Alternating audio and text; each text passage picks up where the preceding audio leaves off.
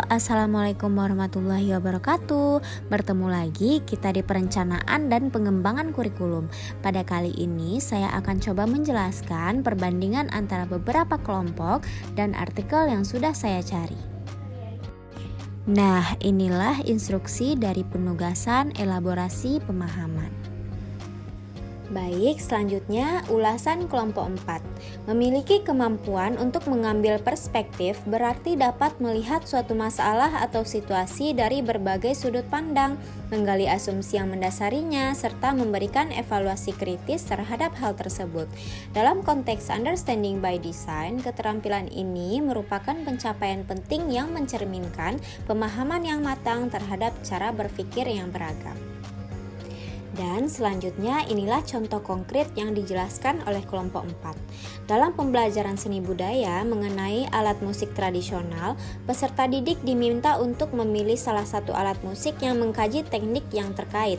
Perspektif siswa dalam pembelajaran ini tetap konsisten, yaitu dari sudut pandang mereka sendiri, sambil memahami bahwa setiap alat musik itu memiliki aturan dan teknik khusus yang harus dipelajari dan dipraktekkan. Selanjutnya, dalam kelas diskusi mengenai pembelajaran musik tradisi, peserta didik akan mengemukakan argumen pro dan kontra berdasarkan pengetahuan mereka.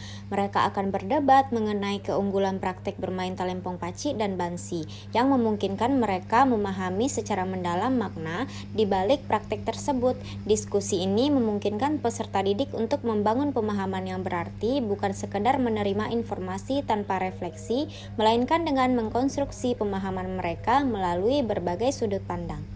Nah, inilah ulasan jurnal atau artikel yang sudah saya dapatkan dengan judul Analisis Pengembangan Rancangan Pembelajaran dengan Pendekatan Understanding by Design, yang intinya di Understanding by Design dapat diimplementasikan dalam pembelajaran dengan menggunakan metode backward design atau yang lebih dikenal dengan alur mundur. Kemudian dari berbagai jurnal bahwa pendekatan UBD sudah diimplementasikan di Indonesia dengan menerapkan dalam proses pembelajaran di kelas dan dinyatakan efektif untuk digunakan. Dan dari penelitian yang dilakukan peneliti lain menyatakan bahwa peserta didik memiliki persepsi bahwa understanding by design sudah efektif untuk digunakan dan dapat meningkatkan motivasi serta aktivitas belajar siswa. Untuk mengetahui dan membentuk pemahaman siswa tersebut, diperlukan sebuah asesmen untuk mengukurnya. Dan yang terakhir, kita masuk pada kesimpulan. Kelompok 4 dan artikel yang saya temukan menyimpulkan bahwa aspek perspektif dalam UBD mengacu pada kemampuan siswa untuk melihat dan mendengar secara kritis dari berbagai sudut pandang serta memahami gambaran umum suatu konsep.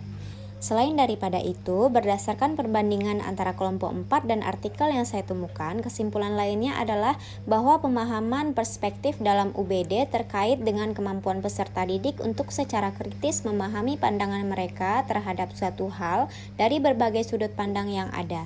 Desain ini dianggap sebagai salah satu alternatif dalam merancang pembelajaran untuk meningkatkan kualitas pendidikan, dengan harapan bahwa penerapan UBD dapat membawa perubahan positif dalam pembelajaran peserta didik. Nah, dari kesimpulan tadi, maka berakhir pula lah pembelajaran kita tentang Understanding by Design. Terima kasih teman-teman, tetap semangat dalam belajar. Assalamualaikum warahmatullahi wabarakatuh.